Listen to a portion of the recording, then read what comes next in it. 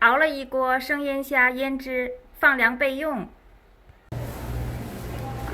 大家好，我是金富珍，现在到了海鲜市场来买活虾，要做生腌活虾、酱油虾。我们这里8月份、9月份是吃活虾的季节，虾肉比较肥。我妈愿意吃生腌活虾，她过2天要从天安过来玩儿。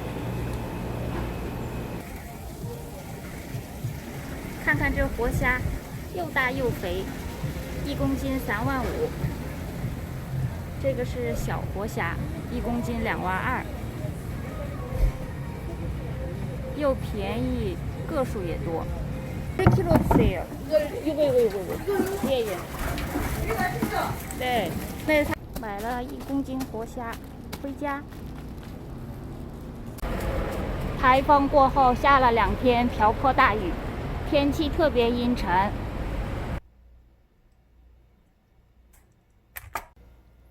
要做生腌虾了，虾还活着，还往出跳呢。铺1层虾，再铺上葱段、蒜片、辣椒，这样反复。再倒上事先熬制好的腌汁，已经凉透了。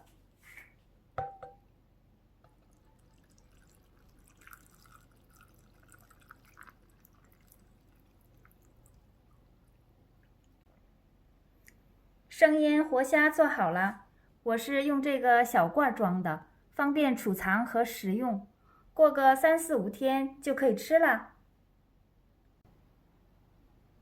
做道酱油酥子叶，也是一道下饭小菜。制作酱油酥子叶很简单，放1片酥子叶，再放一点酱油料汁。口重的话可以多放一些酱油料汁，这样反复放。酱油酥子叶做好了，放到冰箱保存，过个3、4、5天就可以吃了。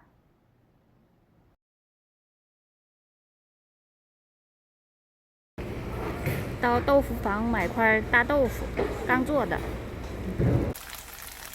做个油煎豆腐。下雨天韩国人愿意吃油煎的食物，比如说油煎韭菜饼、油煎辣白菜饼、油煎豆腐等等，再配上米酒喝。做到油煎茄子，煎至2面金黄。韩国人认为下雨时滴答的声音和油煎时油滋滋的声音比较相像，所以下雨天喜欢吃油煎的食物。过来割点老公种的韭菜，长得挺葱郁呀。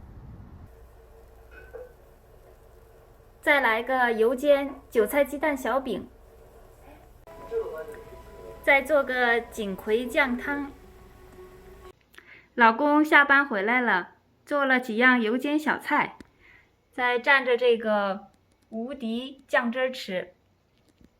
锦葵酱汤。